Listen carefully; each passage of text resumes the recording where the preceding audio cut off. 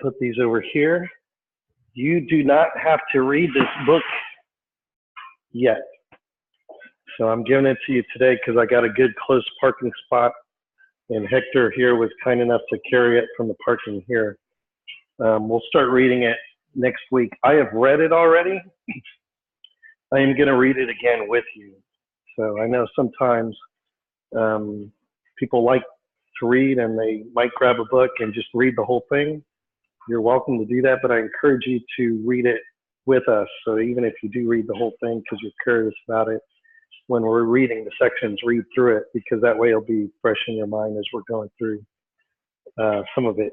I have read it several times before, and I'm going to also read it again with you. So when I assign reading, I didn't say this last time, but one thing I want you to know is that I also read it with you. And in fact, I really even more carefully than maybe you do, because I use that to think about what kind of questions I want to put on the homework.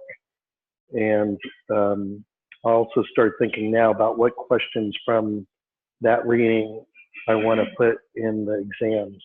So we read together. Okay, so let's get started today. We have more slides to cover today than last time, but I think we'll get through them because there's a little less logistics that we have to talk about. I do, before I jump in here though, I want to say that I looked on Piazza and it looked like every student except one had at least registered. I looked at some of the announcements and it shows me who's viewed it, but I wonder if it's accurate. So is it possible when you get an announcement, do you get an email? Yeah. And then can you see what the announcement is without clicking on it? Well, if you have the app, it gives you a notification, and obviously like Facebook, it'll stay there reminding you that there was a post or there was a question, there was something that you haven't seen, even though you checked it on the email. Okay, because it could be that those views don't show it to me unless you click. So I'm just, if someone is not accessing Piazza or have no idea what I'm talking about, come see me after class, because that's going to be really, really important to communicate that way. There is a live Zoom link right now, and that's up there at the top because I am recording it. I'm going to try to record them all. I made this announcement on Piazza, but it's also extremely important. You have me at this date and time as per the calendar all the time. If we were to get here and we couldn't get into this classroom, or I came in early and the air conditioners were broken and this thing wasn't working, I would send a note on Piazza, and I am going to give this class at this time. So I may not be here. You may not be able to get here, but it'll be available online. So you would be able to participate live, but online, or you would be able to see it later. Hopefully that doesn't happen, but if it does happen, and you come here and you see there's no way to get in or something, just check for that. If I get some advance warning that that's happening, then I'll let you know the class before or something like that. Okay. Any questions on Piazza, Moodle, Zoom, anything else before we start? Okay. So I'll try to have an interesting quote here each time. This one's a little bit odd sounding because it was written, I think, in 1957 by this guy who won the Nobel Prize in economics. But forget the Nobel Prize. This guy won the Turing Award. Does anybody know what the Turing Award is? Okay, if you're in computer science, so look this up. It's not going to be on the test, maybe. Look this up. This is like the Nobel Prize of computer science. It's been an award that's been given out for many, many years. Turing is a very famous scientist who came up with a Turing test, what became the Turing test. There's actually a very interesting movie that was fairly popular. It may have even won an award. I don't remember the name. That one, yeah, The Imitation Game, and that's Turing. And basically, the Turing test little bit of an aside, but so that you understand it, is that if you interact with a computing system and you can't tell by the responses you're getting from that computing system whether or not it's a computing system or a human being, then you pass the Turing test. So the idea is if you had a chat, if you had a WhatsApp or something like that, Hangouts, whatever you use, if you were chatting and just could ask anything you wanted to ask and were getting responses back, and at the end of it, you couldn't tell if you were talking to a human being or not, then that system you were interacting with would be said to have passed the Turing test. Okay. So this Nobel Prize winner won the Turing Award, which is basically like the Nobel Prize for computer science. And what he said was, and I'll read it aloud, decision makers can satisfice either by finding optimal solutions for a simplified world or by finding satisfactory solutions for a more realistic world. Neither approach in general dominates the other, and both have continued to coexist. So he was saying this, and his awards are in the context of economics, what people do when presented with economic challenges and how they behave normally. But basically what he's saying, and I'll translate this because I want to make sure you understand it, is if you want to solve a problem in the world, you can either take the complexity of the world and simplify it, and then analyze that simplified representation of the world and solve that. Or you can say, you know what, world's too complicated, let's just do this. Okay, so you can simplify, you don't have to simplify the world, you can just make a satisfactory solution for a more realistic world. And sometimes I think if you think through your own interactions in the world, you'll find there are cases where you do both. Maybe it's an important decision, you want to try to put the pros and cons on a piece of paper because you're trying to decide which major you want to have or what college you want to go to.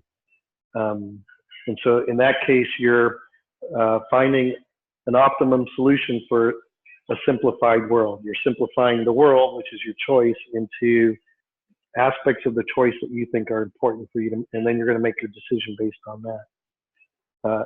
Alternatively, you could try that and then say, you know what, I just don't really know what I want to do. I'm just going to go to this school. And there you've taken a satisfactory solution and recognized or just decided that the problem was too complex to do otherwise with. This is important because what your homework is going to be about, and if you've done the required reading that I'm going to emphasize here in a second, oops.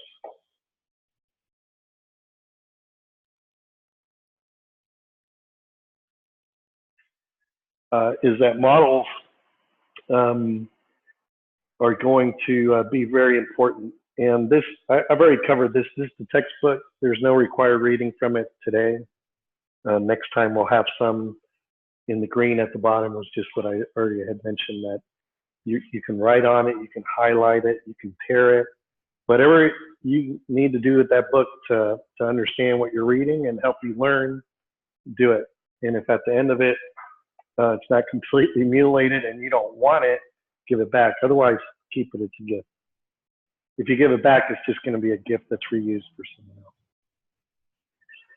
else. This is the one I'm referring to in particular.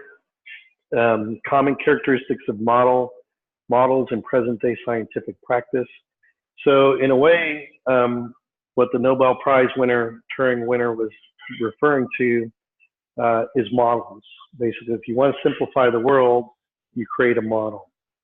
And if you want to write programs that do something that represents something that's going on in the world, a very common way to do that makes it easier is to build a model, write down a model, describe a model of the system, and then implement in code the model. And to the extent that the model captures what's important in the system, then your code should also reflect what's important in the system. So we're going to be talking about modeling today. These are the next 5 topics. Today, we're really going to be talking about the top 3. What is intelligence? Is current artificial intelligence human level intelligence? And modeling. I'm going to say modeling a lot today. The intent is not to scare you. At first, it can seem a little bit challenging, I think, because there's all sorts of different ways to do models, and there's no right answer related to models. There can be many models for the same thing, but really, modeling is just a tool to help you understand a complex system. The homework, which I'm going to go through at the end with you a little bit, is you're going to be basically answering questions about modeling, and you're going to propose a model for yourself, for how you function. Okay, so just keep that in the back of your mind. Next class, we'll go on decision-making and artificial general intelligence. This slide I skipped last time. What is intelligence? So I'll read here. The ability to learn or understand to deal with new or trying situations.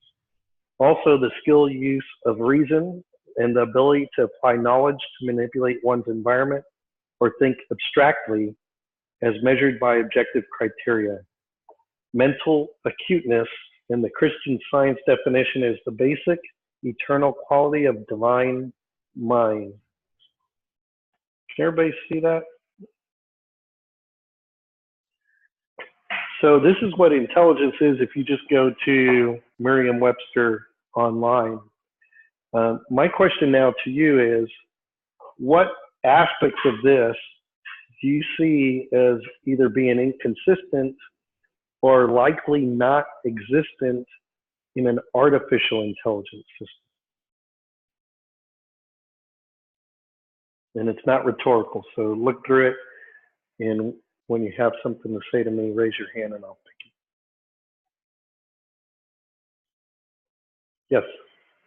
I would say specifically the understand part, something that is usually probability patterns, but it's not really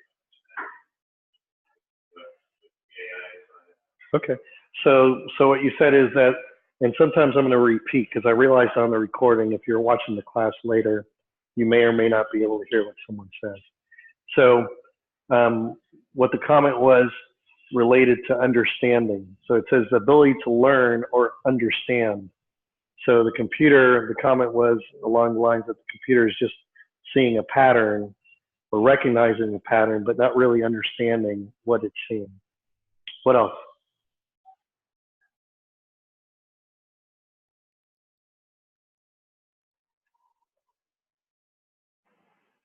Yes. Maybe the part that says that the skill use of reason as a definition probably the actually or that's what that basically is. That's what you mentioned that are we really rational? What is relation? What is not reason? Is even humans can be either rational, both of us are rational. How can we have rationality? Right, right. So there's some programs that were written actually several decades ago, and there's an area of artificial intelligence that's related to providing reasons, but that's not really what they mean here. In other words, you can ask a program. The program might say, "I recommend, that Doris gets an A in your class," and you could say, "Well, why do you recommend Dora gets an A?" And the program can say, "Well, because they got an A on every assignment," right? It doesn't really understand, and so it's given a reason, right? It seems like it's giving a reason, but maybe it's not really reasoning. Okay, good point. Time for one more? Yes. Dealing with new things, with situations, usually what we see current AI existing problems that researchers that created the AI probably study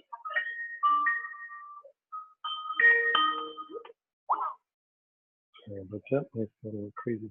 So you said situations. You're talking about the on the top where it says trying situations, near trying situations, Yeah. right? Okay. So repeat that, please.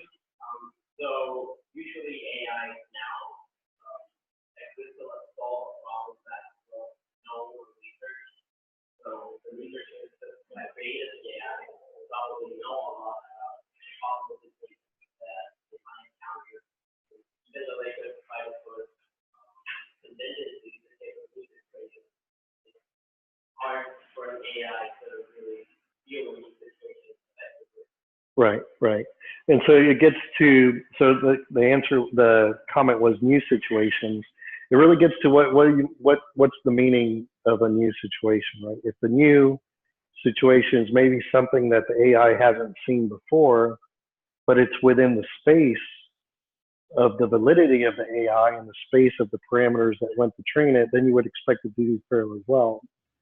But if the AI is meant to respond to questions of a person regarding weather, and an alien were to come in here from another galaxy and ask it the weather on its planet, the AI probably is not going to get that right. It's probably not even going to really know what it's being asked. Right? One here I'll highlight is trying situations. What's a trying situation? I don't know how you say that in Spanish. Difícil. Yes, some trying. What does that mean to a computer? It has to do more MIPS, consume more energy. Maybe finding mining Bitcoin could be trying in some respect, but it's really not emotionally trying. Right? It's not that the computer's finding it difficult. Okay. We actually picked out a good chunk of those. There's some others here. So there's a difference between intelligence. There's a difference between artificial intelligence. And one of the comments I got a little bit earlier was, well, it's not really understanding, it's looking at patterns. It's an acknowledgement that AI is doing something that's related to intelligence. So we're somewhere between this definition of intelligence and some other definition of intelligence that's consistent with what AI is doing today. This course is really understanding the differences between those and how we bridge those gaps. We left off here. I told you we would look into this a little bit more. And now I think, oh, there you go. Okay. So the title of this slide is Sophia Under the Flubber, because that's the name of the skin material that they gave. There's a movie actually that this comes from. So what's under Sophia's flubber? So we'll start by looking at what the design goals were for Sophia. And this is on GitHub. So if you're interested more in it, you can go and look at OpenCog or Sophia. You'll see another name, EVA, EVA. And I think that's historical. At some point they were using EVA, and Sophia is sort of one humanoid of the EVA species. I'm not sure if that's the language that they use. So sometimes you'll see EVA, sometimes you'll see Sophia. So it says one of the design goals I've underlined is convert English sentences to grounded actions. That's one of the goals, is convert an English sentence to grounded action. So what does that mean? That means if the sentence says, are you happy, Sophia? Then Sophia can do three things.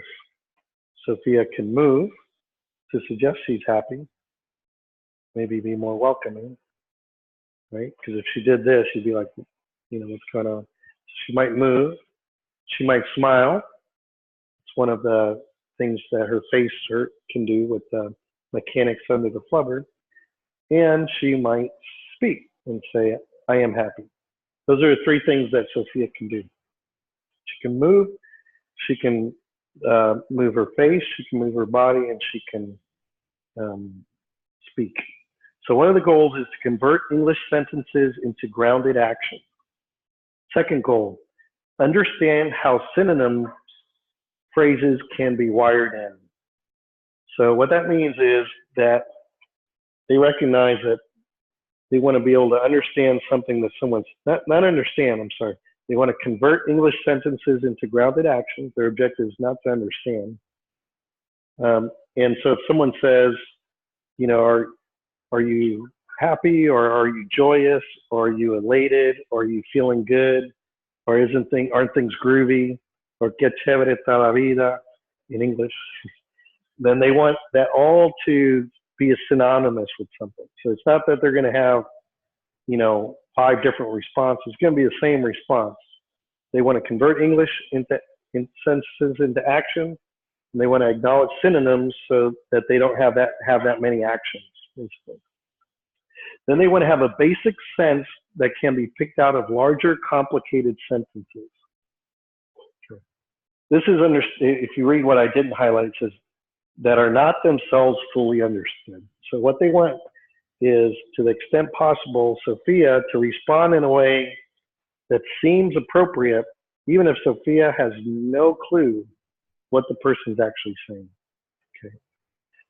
So that's one of the goals of the project. Then the last one is so that actions and responses are refined with learning. So they use the word learning, but they qualify that as saying that so actions and responses are refined.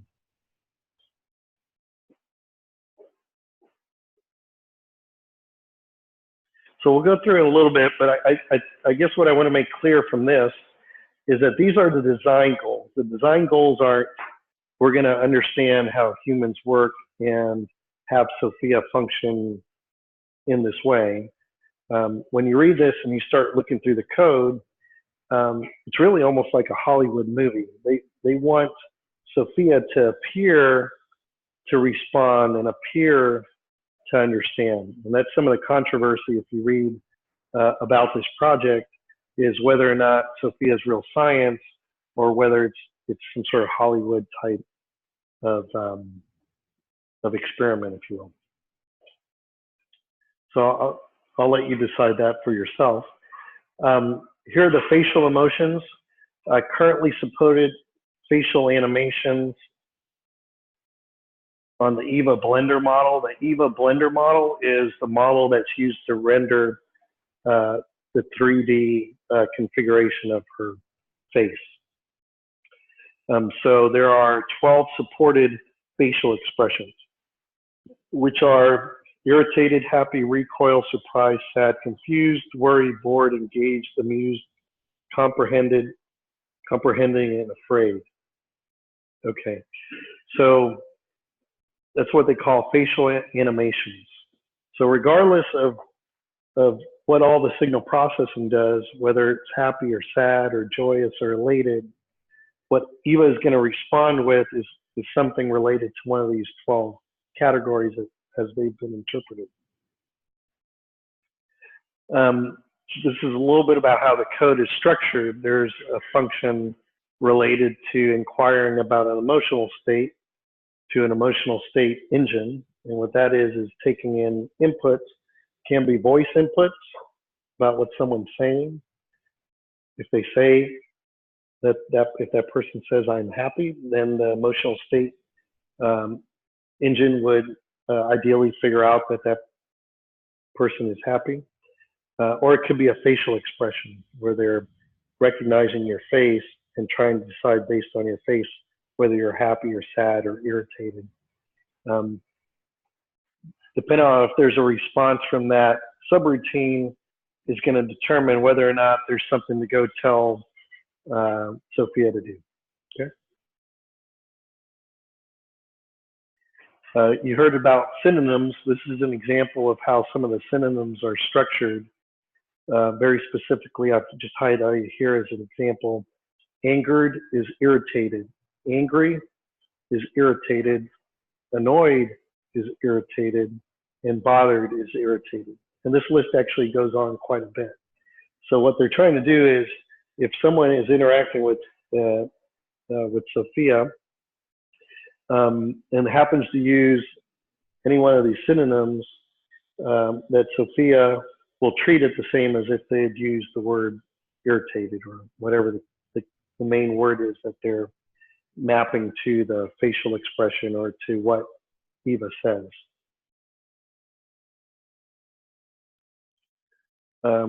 Here's another one about the weather. Okay, so the creators of Sophia recognize that a lot of the things that people talk about is the weather. Okay. So they created a rule associated with the weather that actually allows Sophia to know what the weather is, right? So that Sophia could say things like, well, I'd be happier if it wasn't raining outside. Okay. So that's one of the things that they decided to add there.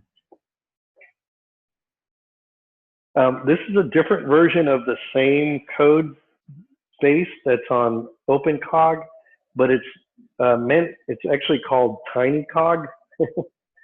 And it's meant to operate so you don't have to have Sophia the robot. Okay. Current hardware platform is a Raspberry Pi computer. It's got a camera and a USB microphone. And the current software functions include face detection, emotion recognition, gesture analysis, speech to text, and text to speech subsystems. I highlighted in red there, it's a ghost scripting system. So they're acknowledging essentially in some way that it's a scripting system. Scripting is like what in English, script is like what you would write for a movie, for example. So some big words there, emotion recognition. You would think, wow, they're recognizing someone's emotion. How do you do that, right? But I've given you an example already of how they do that. They might recognize your emotion based on words that you're saying. So is that really emotion recognition? Is Sophia really able to recognize how you're feeling? Okay.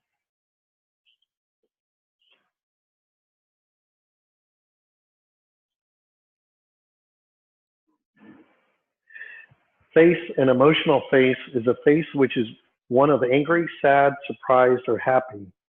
In general, any face which isn't neutral, set something here to aid a ghost gambit in saying, why the blank face? Okay. If you look at a lot of videos with Sophia, especially if you're selective of what you look, one thing that's impressive is that it can evoke emotions. Like you can actually start talking about an entity or a person or a humanoid that's called Sophia. And if Sophia were to look happy, it can actually make you smile. We talked a little bit about that last time. But when you look under the hood of Sophia, under the flubber, what you see is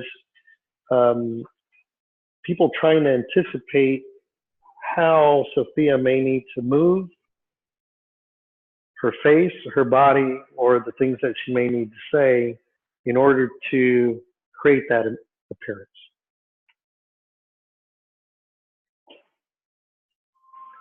So she has sensors, she can hear, translate that into text.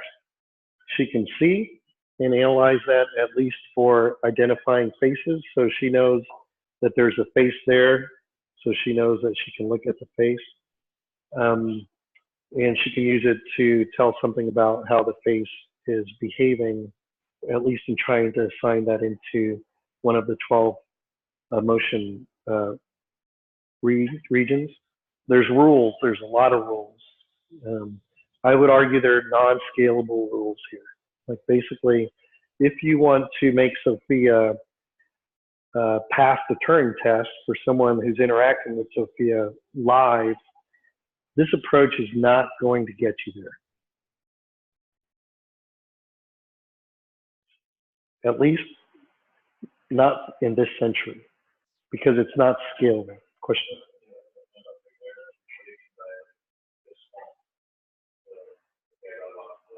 The approach of creating rules that try to anticipate anything and everything that someone might ask Sophia.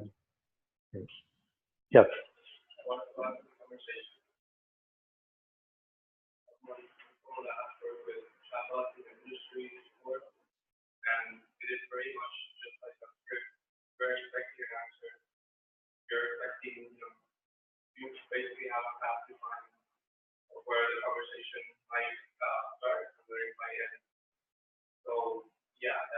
does it seem like something very important because eventually you will know all these apps. No, you will know all the apps of where conversations are reacted. And that is, you know, eventually you will know every answer that you will give me. The human answer. It's a very good point. So, just to summarize the content of what you said very, very briefly, is that in interacting with actual chat boxes, it's not surprising to you either what we're seeing here, that it's very difficult. I will say that that every year what is available does seem to be getting better. I don't know if that's your experience as well. I use Google, OK Google on my Android phone, and it just does seem to get better and better at the things I normally want to know about. You know.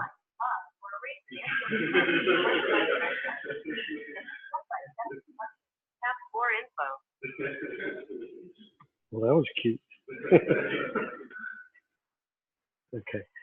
And then in this case, there was basically 3 actions: rule-based verbal audio and or emotion expression animations for robot operating systems. Those were the things it could do. But if you think about it, and I don't have a slide, I should have put one together. I have a little bit different slide, but it's not as good. This one is more showing the robot operating system. So let me go back a second. If you think about this, you have sensors, which are the inputs. You can hear things, you can see things. From that, it can decide. From that, it's got to decide, okay, based on my current state and what's coming in and my best ability to interpret something from it that I know how to respond to, what am I going to say, how am I going to move, and how am I going to change my things? So if we were going to create a model of this with, block diagram of it with inputs and outputs, it'd be something that'd be fairly straightforward to do, I think, right? And then you could start writing it. You say, okay, I need rules, all right? We need a rule team who's going to be responsible for rules related to, emotions and things like that. So that's how we do software based on a model that's consistent with our design objectives. So I want to be clear here, I'm not knocking Sophia at all. I actually think she's pretty phenomenal in what they've done. I think you just have to understand it in the context of what they say that they're trying to do, which is to script based on rules the interaction of a humanoid-like figure, and I think it's good. It at least shows some things you can do, some limitations, and it gets us having a conversation.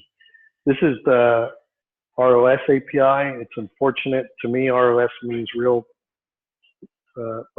time operating system, or RTOS, but this is robot operating system, ROS. And you can see it basically follows the flow of what I suggested, which it starts with a command listener. It's waiting to say, okay, I'm in the state, what should I do? Then it's got an animation manager. You can't see it here, but the animation manager has an emotion gesture, an emotion state, and a target. And here it's got an animation manager. This has got blinking rate, breathing rate, and the head target. This is actually some pretty good thinking, if you will, because it's going to use something about what it wants to project to even decide, like, is the person going to blink quickly or is they going to blink more slowly, right? And then it's got the actuators, which are the thing that makes something blink, breathing, so it appears that she's breathing, tracking, gestures, and emotional shape. And then Blender, I mentioned before, is the API. So that's really, I don't really have much else to say, even throughout the course on Sophia. We're going to shift gears now, but I think it's interesting to see how someone is in a group, an organization, has attempted to tackle the problem of making computers behave more human-like. And I think if we said anything about Sophia, we could say that in many respects, Sophia has moved the ball forward in terms of making computers appear more human-like. Sophia certainly appears more human than my computer sitting here on the desk. So, yeah, I think we've already discussed this. I'm going to move on from Sophia because I've already talked this slide basically before showing it, which is, I don't think it is a hoax. I just think that when you have to understand what the design objectives were and see whether or not, you know, Sophia does a good job of aligning with the objectives, because ultimately that's what the program code behind Sophia is intended to do. Any other questions or comments on Sophia before we change gears? Yes. We've been talking about the importance of emotions in artificial intelligence, but how do they pretend to simulate the conceptual structure that is in our brain made to understand the world that's around us? Yeah. So Sophia doesn't do that at all.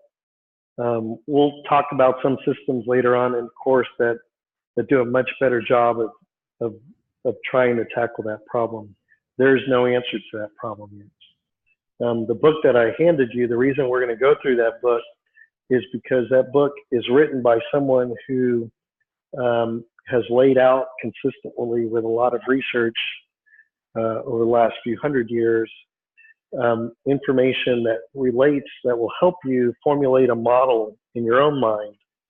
And if you're able to formulate a model in your mind based on what you read, then if everything goes well, you'll be able to write that down on a piece of paper, which means then now you can write software code, right? If you can write modules and the way they're interconnected and they're interrelationships, then now you've taken something that's very complex, like our Turing Award winner said, and built a model to help simplify it. Now you're going to solve that model.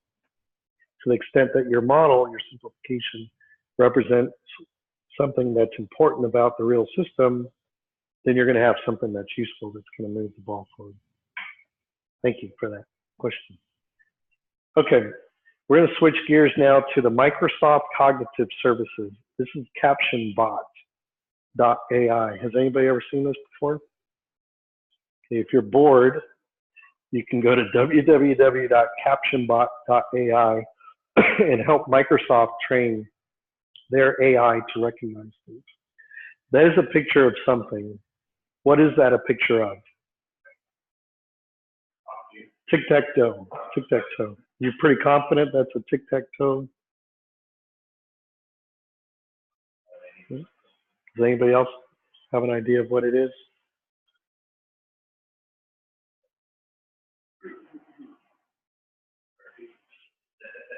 It is definitely an art piece. So you've acknowledged it can be two different things. So don't let me throw you off. It is tic-tac-toe. That's what it is. Like you can lift those things up there and play tic-tac-toe, right? So I took this picture while I was waiting at First Bank for my turn in line, and they had this on a table, probably for kids to play with, maybe, I don't know. But I took the picture and I uploaded it into Microsoft CaptionBot.ai because I like to do that. And it said that it thinks it's a clock hanging from the ceiling. I have looked at this many times, and maybe it's like a watch face, I don't know, but I still have not seen the clock, and I certainly don't see the ceiling. It's got a thing at the bottom, so you can actually help it learn, because you can tell it, like, give it one to 5 stars. I don't know if you can give it 0 stars, but basically, so here you would give it like 0 or 1 star. And then next time it would presumably find a way to do better. You would tell it what it is, I guess. Here's another one. I want you to see the picture. Here are the answers there. It says, I think it's a vase of flowers on a table. Actually, it doesn't do that bad, right? I mean, there is a vase, and it is probably a vase for at least a flower, right? Even though it doesn't have a flower in it. So you might even argue That's pretty awesome. Now, you look at it a little bit more and you say, well, wait a minute, here's a picture of a flower. Right, so there's a picture of a flower and there's a vase. And maybe that's why it thought there was a vase of flowers on the table. But my eye kind of caught this thing here. I don't know about you. Do you see what that is? What does that look like? It's an elephant on the table. All right. Looks like an elephant. So I was actually curious what Microsoft thought about that.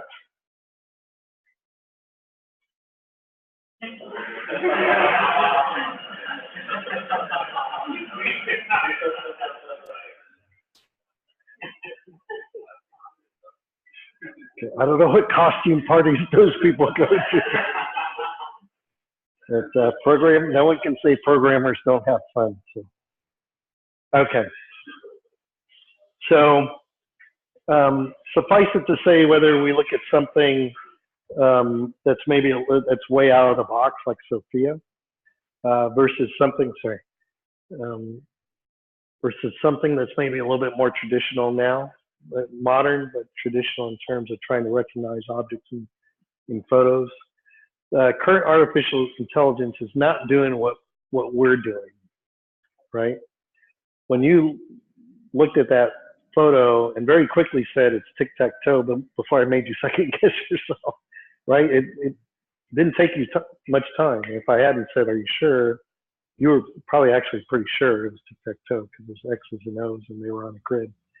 But how do you explain that to a computer that that's tic-tac-toe when at the same time it can be art, right? So part of the question philosophically is, because one thing can be many things at the same time, you know, is it possible?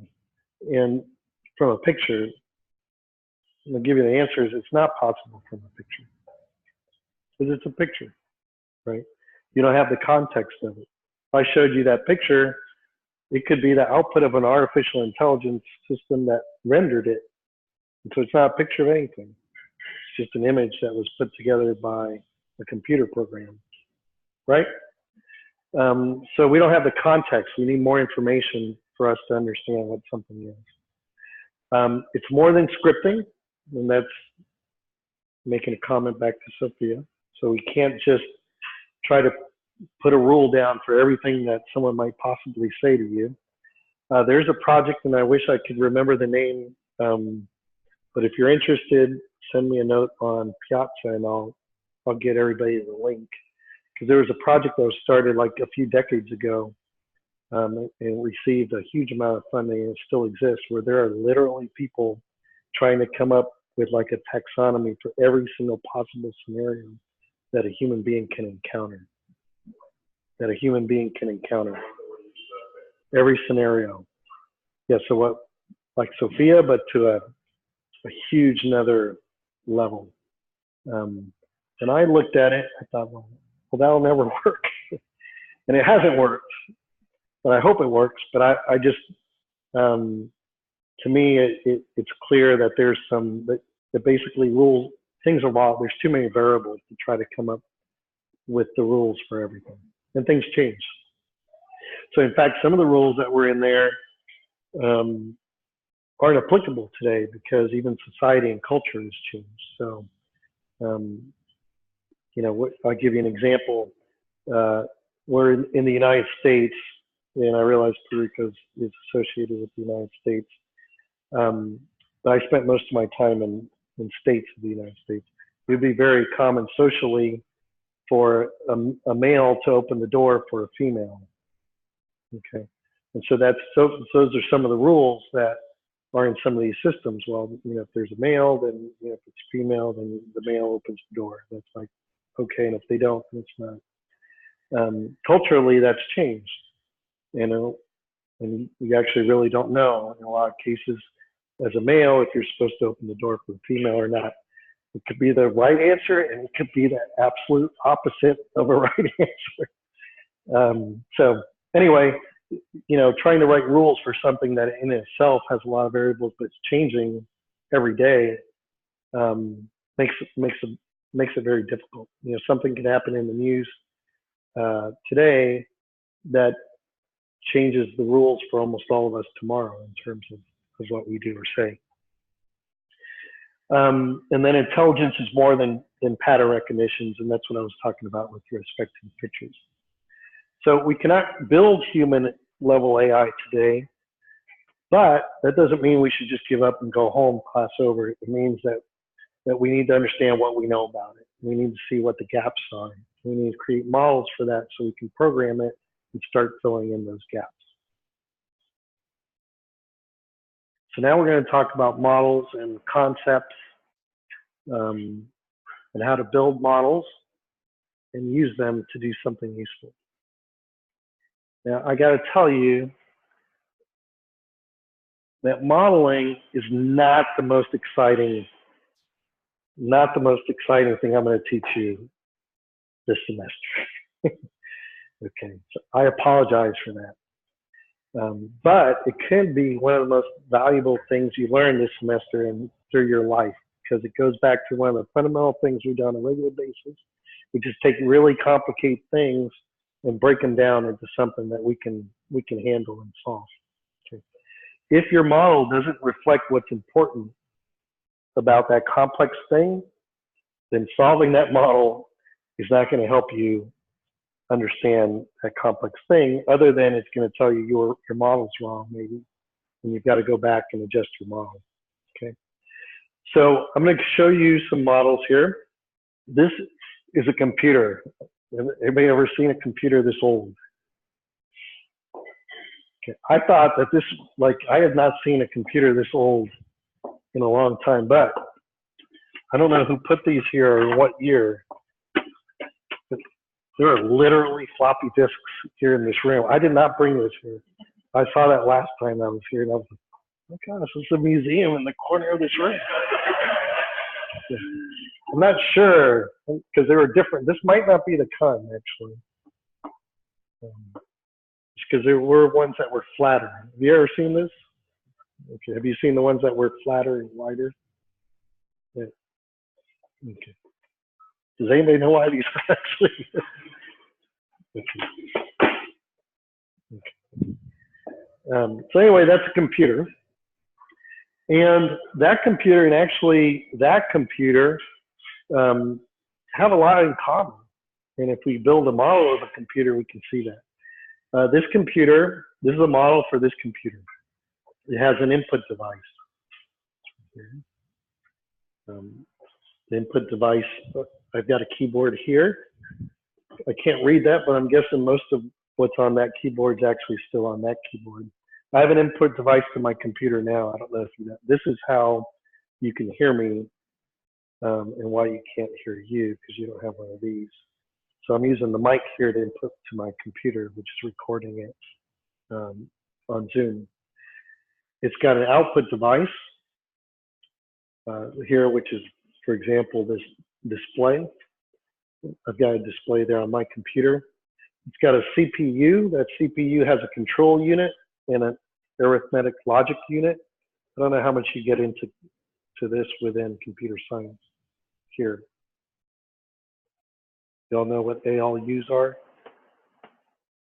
Basically how computers crunch math to run everything that runs on top of the computer.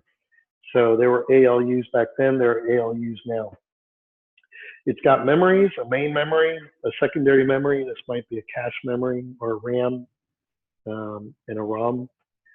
And so that's a computer. So this is a model of a computer. This could be useful in terms of understanding how a computer works.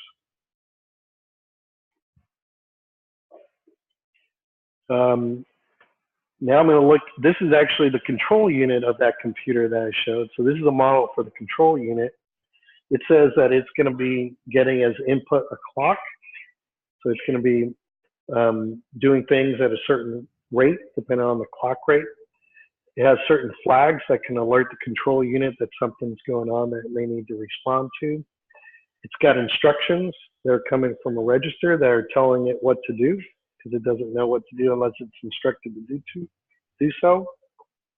And it's receiving control signals from a bus and sending control signals to a bus, and it's sending control signals to the CPU. Now that's a model for something that if you want to know what it really looks like, looks more like this. This is a picture of a semiconductor device that has a CPU on it, okay? So you can actually go in here and look at processing function areas, integrated circuits, memory areas, and sort of map back to what we saw in that first model that said, hey, there's a couple different kinds of memories. And there's a control unit, and there's a CPU, and these things are interacting with each other. Okay? You're not in this class to model computers necessarily like the one I showed, or chips like the one I'm showing here, but I can tell you human beings are fairly complicated systems, and if you want to understand human beings, even yourself, you're going to need to build a model that reflects something about yourself, okay?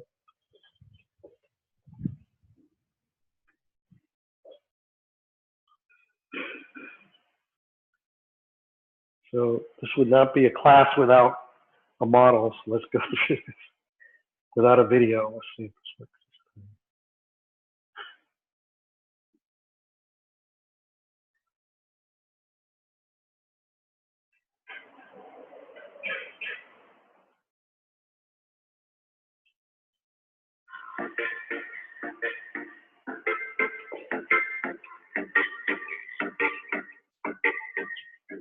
We build models because we're human and we want to.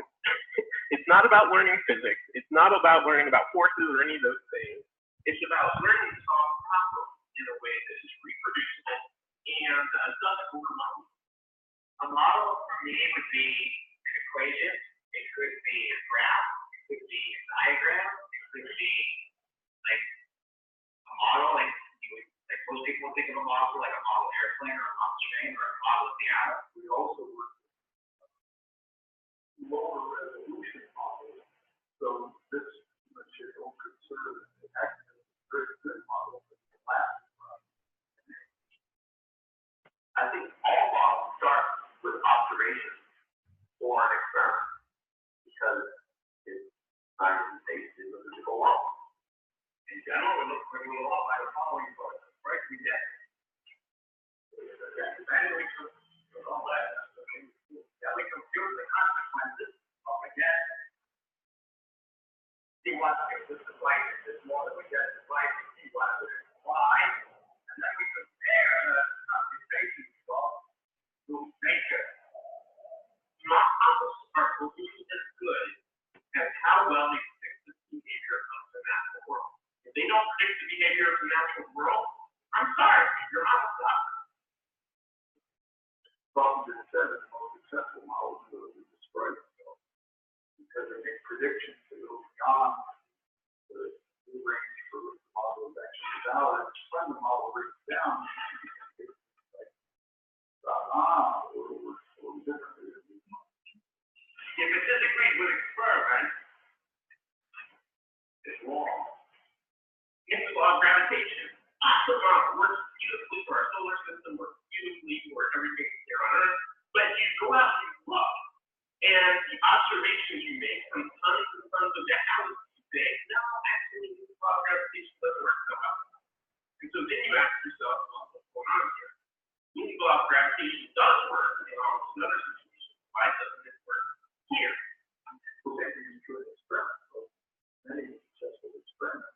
But those that fail get a result you don't understand and say, discover why. The question arises, why do you see what you see, or observe, or measure? And that's where models come into play. People say to me, are you looking for the ultimate laws of physics? No, I'm not. I'm just looking to find out more about the world. Because science is not about finding the truth. It's about making models that work. These models work for me.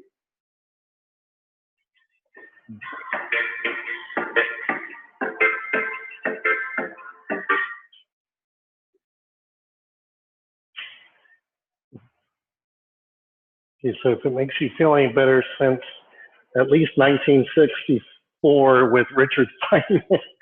He's a very famous physicist. People have been using models, so by now it shouldn't be that hard. Who's already done the reading? The required readings? Okay, one of you. All right, you're all going to need to do it before the homework. Otherwise, the homework's going to be really tough. So these are some of the points from the homework. The model relates. I'm sorry, not from the homework, from the required reading from last time. Same required reading. There's no new reading this time. A model relates to the target that is designed, and it's designed for a specific purpose. It's a tool used to obtain information about a target that's otherwise not directly observable. So those are the first 2 points. It relates to a target and it's designed for a specific purpose. So a model doesn't have to model every single aspect of the target. It just has to model what's relevant to the purpose of the model. Okay. So if the model is meant to understand how we identify images, then the model doesn't necessarily need to incorporate your feet or something like that. Your feet and your eyes are relevant to you as a human, but the model is for that specific purpose. From models, we can derive hypotheses. Models are going to have similarities to what they're trying to model, and they're going to have differences. There's no single model. So you can have multiple models for what it is that you're trying to model. Try to move this.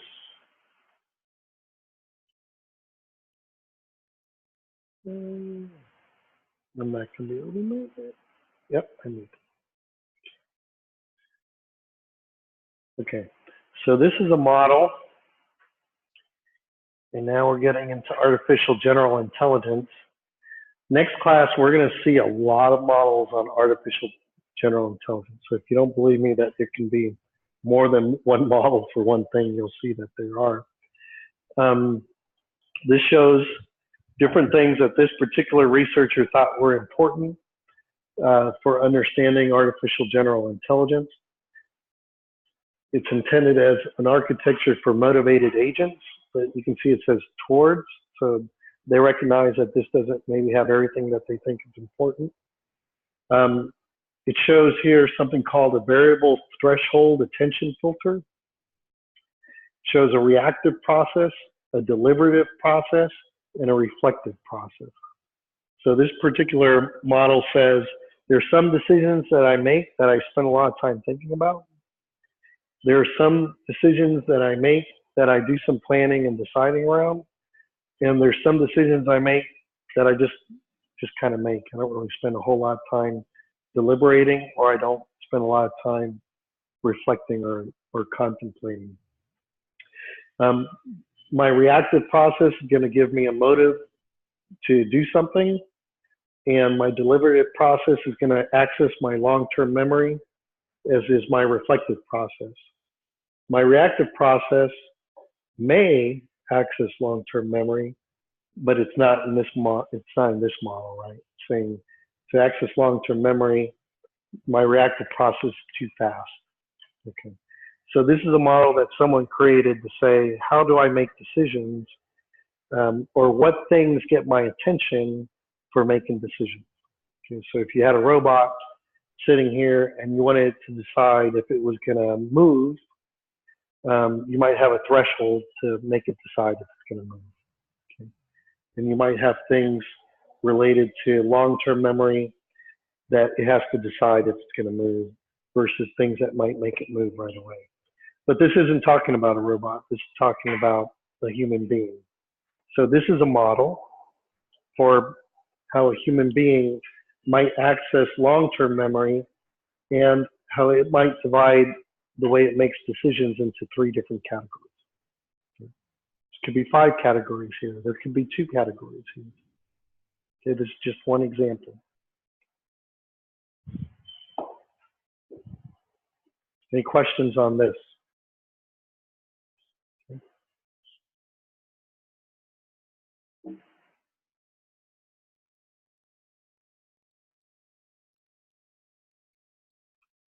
Okay, I'm going to get into the homework here a little bit. This is on Moodle. So all these questions are on Moodle. Most of these questions, and they're on Moodle, I limited the amount you could write. So I'm not looking for some big essays for 9 of the 10 of these questions. Okay. I don't remember how many it was, but it was intended to be, let you write like a paragraph or a couple sentences, and that kind of thing. When you read, hopefully with what we've talked about today with modeling, and when you go read that modeling required article that talks about models, this should be fairly straightforward to do. Okay, at least 9 of the 10 things. I'll go through them here. Name and describe one human attribute important for human intelligence that is lacking in AI systems. Hint here, there are a lot of human attributes that are important for human intelligence that are lacking for AI systems.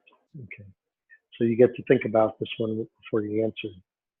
Also hint here, number 1 and number 2 may relate to number 3, and that's really the big question here, which is to consider. So before you choose which one, because there are more than one, you may want to think about the impact of your choice in terms of what you're going to end up doing for number 3.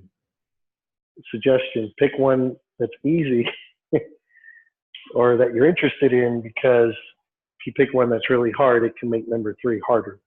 So just, if you're really interested in it, pick a hard one. That's great. If you're not, then pick something that's easy. Identify and discuss a reason why the human attribute is not presently implemented. At least at this point, if there is anybody that like has no idea what I'm talking about in these 2 questions, after you have some time to reflect, send me a note, because I think by now those should be fairly straightforward, as we talked about in class today. This is not hard, but this is where you're going to spend most of your time. It's worth half the points of the homework. Consider how you think, feel, and behave. Not how I think, feel, and behave. How you think, feel, and behave. So think about how you think, feel, and behave. Suggest a model that describes how you think, feel, and behave. So the model is going to be describing about how you think, feel, and behave, not anybody else. So you don't have to come up with some general model for the whole human population or people in other countries. This is just about you. This model is about you. So you're going to suggest about a model that describes how you think, feel, and behave, and incorporates your selected attribute missing from AI. So this is where I said, like, you may want to go back and say, okay, well, since I have to include this missing thing in my model, then I better like pick one that's going to be relevant to my model. This is going to have a figure in it. This is going to be a PDF file, 2 pages, no more, that includes a figure. The figure is probably going to look like somewhere in between that computer thing I showed you and that other complicated thing. But this is your chance to be not only creative, but open and honest about yourself. This model should reflect you, how you think, feel, and behave. So if the way you think, feel, and behave is that you're constantly in crisis fire mode, right? You never do any long-range planning, then that model should reflect that. This is for your benefit, not for mine. You're the student, I'm the professor, right? So this is a chance to just spend time thinking about you and think, how do I think, feel, and behave, right? What gets my attention if that's what you want to talk about? What's important to me? What do I value? Maybe computers don't know how to value something because they don't really understand it, right? So think about that. If you have thought about something that really reflects you, then this part should actually be fairly easy because I have found nothing in this world that people usually like to talk about more than themselves. Okay. So write it down, draw it. If you want to take a, you don't have to do it pretty on PowerPoint or whatever. It's going to be in the PDF. If you write it down on paper, make sure it's legible, scan it, put it into your PDF, that's fine. Okay. Explain it. So the rest of the 2 pages is explaining it. If you think you can put one big image on one page and write about it on the other page, that's fine. Okay. Just communicate what it is, describe this model basically, and in this, both in the image that you put and the words that you use. And then these are going to follow fairly straightforwardly from that. So what is the target that your model relates to? Okay, it's your model, so hopefully you know what the target is. Name and describe a purpose that your model might serve. Now that you have this model, what could it be used for? What good might it provide? How can your model be used to obtain information about you that is not directly observable? What hypothesis or prediction of your model could be tested and how? Identify an analogy your model has to its target. Like how is it similar to what the model is supposed to be about? Identify a significant difference of your model to its target. How is the model different than what the model is supposed to be about? Can your model be implemented in computer code? Explain why or why not. Okay, it might be because you might create a model that's simplified enough that you could create something in computer code. Okay? It may not be. Either answer can be right? And you'll explain why. This is like 2 pages, but it includes a figure. These are going to be pretty quick, and I forget the limit, but it was intended, because I have to read all this stuff, so it was intended to be fairly short. Your grade on this is going to mostly depend on whether you answer the question, right? And whether it's clear that in your answer to the question, you've understood what's been taught in class and what's in the reading. So, any questions on this? Because I don't want this to be hard. I actually want it to be fun. And if you remember, there's 7 homework assignments. That's it for the whole semester. They combine, I think, the 30%. So it's something that should already get you going good if you spend time to do it right. It's going to require, I think, a lot of your time to just really think about this and say, how I describe how I think, feel, and behave on a piece of paper with some boxes and circles. And don't limit yourself to boxes. You can put stars. If you're a star, put a star. Question?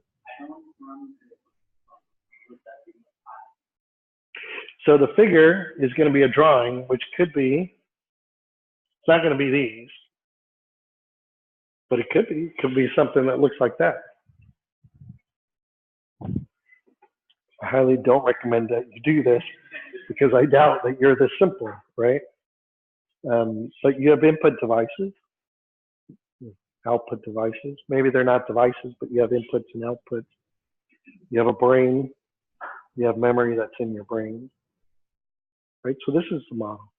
This could work actually, but it's missing something that was in the assignment, which is that there has to be something within the model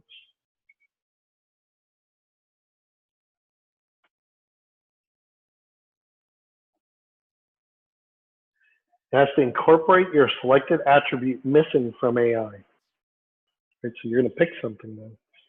So think about what you want to pick. That's why I said you could pick something here, but you may want to think about how you think, feel, and behave, and think about what you want to incorporate in there that's missing from AI. Okay? Yes. On the third bullet point, is the 2-page thing, is it method inside twice? Is it 2-page description, or does it be just the first suggesting a model, or the whole?